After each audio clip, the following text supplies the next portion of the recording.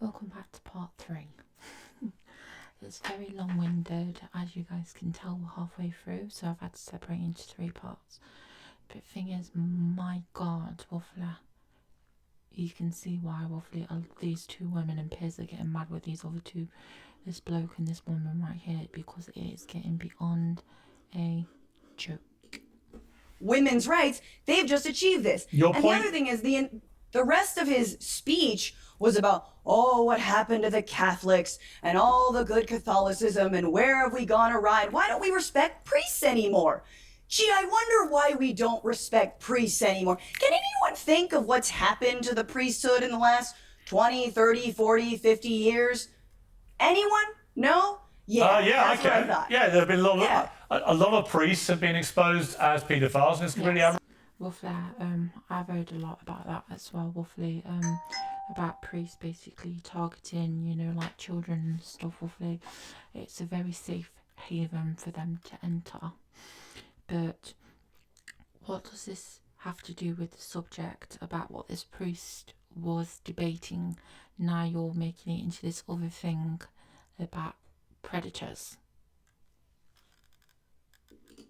Outrageous. I say that as a Catholic who's as appalled by it as you are. Tommy, I want to bring you in though. We've allowed you to have your Butker bites. Let's bring Tommy back into this Monaco player, because it reminded me there's a Northern Irish footballer, and he refuses every year to wear a poppy, which is, you know, one of the red poppies that we wear.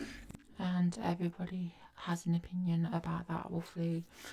He didn't wear the pop hair because apparently the country, because it was supporting the people that did the violence, and it was done on his people, if I remember like that. We'll find out in our country to salute the work of the armed forces. Yeah. And it's something we do on Remembrance Sunday over here. Now, the reason he doesn't wear it, it turned out, is that it represents all the military operations by the British Armed Forces. And he comes from a certain part of Northern Ireland where the British Parachute Regiment killed a lot of civilians. And it became known as Bloody Sunday. U2 wrote a song about it. It became a hugely contentious thing. He comes from literally the very street where families of those who were killed live. So the idea that he would wear a poppy saluting the British Armed Forces... Yeah, that's kind of like Waffler giving them thumbs up, Waffler, about what they've done. And in my opinion, everybody has a right to wear what they want, whether poppies, flags and badges and stuff, LGBT badges, it doesn't matter what it is. It's down to the individual. And it shouldn't be made into this whole other thing, because not a lot of people support war and violence, and it should be down to the person's choice. But knowing these 2 right here, they're going to have something to say. Would obviously not go down well with his own street. This is false equivalence. No, it's not false equivalence. How many Tommy. Did you see that? Waffler straight away. An LGBT thing we're on about, Waffler, the fact that somebody won't wear a pop hair. And he's like, well, what about LGBT people who have been killed? But if your peers was going to call him out, he should have said it's not actually LGBT, it's LGBT++++. Waffler, and called him out on that one. My point is, I don't feel everyone here feels he should be compelled to wear it. I don't. And I don't think this Monaco player should be compelled to wear it. If you start spewing homophobic stuff, different issue, take him to task. He's not. He's just saying, I don't want to wear a patch, thanks. Exactly. Right, I don't think that athletes should be forced to wear anything outside of their actual uniform, and that they should be expected to do anything beyond playing the game that they're there to play. What I don't understand about this forced pride on everybody, why are we forced to celebrate who you want to sleep with? It makes no sense. If you're playing soccer, football, volleyball, why do I care who you sleep with? If you Exactly, and this is why I said pride has become this entire other thing now. Waffler, we used to march for a reason, now we're marching in freaking chains, whips and all that art and it's become this entire sexualized thing, Waffler. And the difference is, I do agree with her. Why do other people have to basically wear support pride, Waffler, and why does it have to be thrown in their faces? And if we're going to talk about it, what about straight pride? Piers has touched about it on many occasions about pride for straight people. Why shouldn't they have it? And why shouldn't they? They're proud to be who they are, but the thing is, when this guy right here roughly turned it around and says, oh, you guys shouldn't be having pride because you've not roughly suffered throughout the years. Of course people have suffered. That's a completely different debate, but you get what I mean. Roughly, it's okay for people to be called out for their actions, but then they change it onto completely different subjects.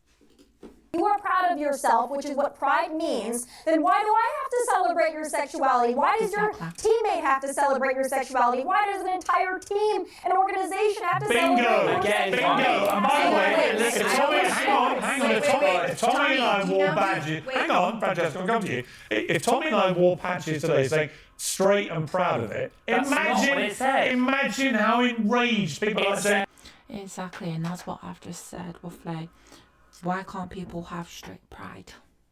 Roughly, since there's an LGBT pride, and I get it. Everybody in the world has gone through stuff, not just gay LGBT people. Straight people have as well. Everybody has gone through something in life, but to keep pushing it on people and to make it an entire month instead of just a day's event, just like Valentine's Day, just like Easter, Pancake Day, and that, why should it have to keep being thrown into people's faces? It said no homophobia. It didn't say, oh, I'm proud of you for sleeping with a man. But thing is, he's a Catholic. He doesn't believe in what you believe in. But thing is, roughly, he's basically wearing a badge to say no homophobia, roughly. So he's saying to people, even though roughly I'm making this a point across, we have to be respectful for others. But yet, no, you're not being very respectful to the people on this panel and to that person, aka that priest, that has an opinion. Because it's not your opinion, roughly, he doesn't agree with what you agree with. So you've now made it into another problem.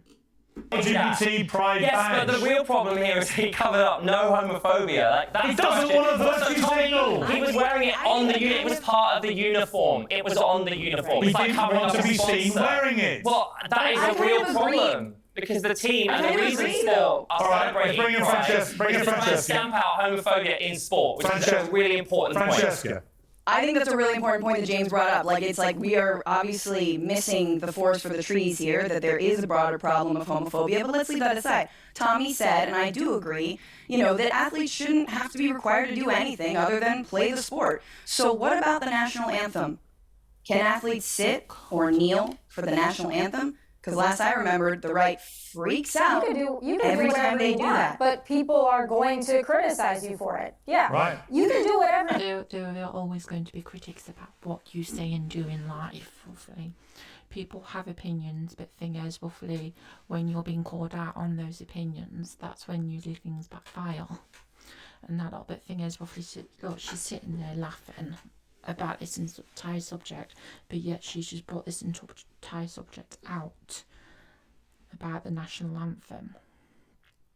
But thing is, roughly, this woman's like saying to her, you can think what you want, you can literally do what you want, but realise the consequences of your own actions. Athletes can do whatever they want. If Colin Kaepernick wants to sit or kneel or do whatever he wants, he's more than willing to do it.